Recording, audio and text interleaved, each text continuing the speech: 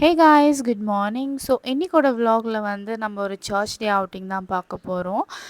காலையிலேயே 6 மணிக்கு எந்திரிச்சு குளித்து ஃபுல்லாக ரெடி ஆகிட்டு நான் வந்து வீட்டில் இருந்து உருளைக்கிழங்கு பொரியல், பாயில்ட் எக், அதுக்கப்புறம் புளியோகரை மிக்ஸை செஞ்சு கொண்டு போகிறேன்.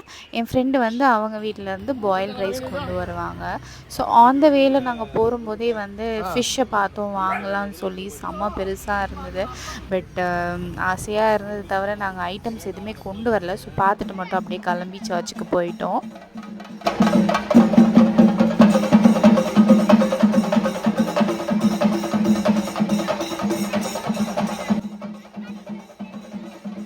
இது வந்து அல்சூரில் இருக்குது சென்ட் ஆண்டனிஸ் சர்ச்.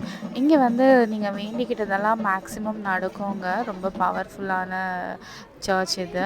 என் ஃப்ரெண்டும் வேண்டிக்கிட்டு இருந்தாங்க. ஸோ அவங்களோட குழந்தைக்கு வந்து இந்த வருஷம் மொட்டை போடுறதா. ஸோ மொட்டையெல்லாம் போட்டு நாங்கள் அல்சூரில் வந்து கொஞ்சம் தூரத்தில் போனால் ஒரு லேக் இருக்குது, அதுக்கு கிளம்பிட்டோம். சும்மா பார்த்துட்டு வரலான்னு சொல்லி. அந்த லேக்கில் இறங்கலாம் முடியாது, தண்ணி அவ்வளோ கிளியராக இல்லை. பட் ஓகே, வந்ததுக்கு வந்து சும்மா போய் பார்த்துட்டு வரலாமேன்னு சொல்லி கிளம்பிட்டோம்.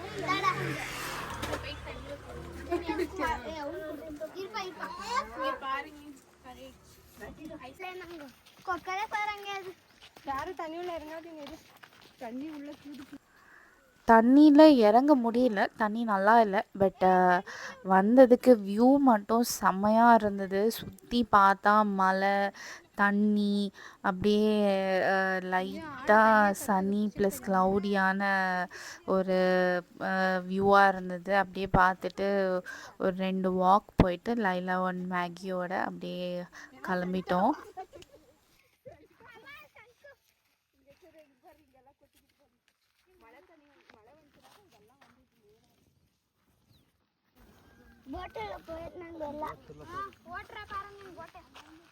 லைலா மேகிக்கு தண்ணியை பார்த்தாலே பயங்கர எக்ஸைட்மெண்ட். அவங்களுக்கு தண்ணி பிளேஸ்னால் ரொம்ப பிடிக்கும்.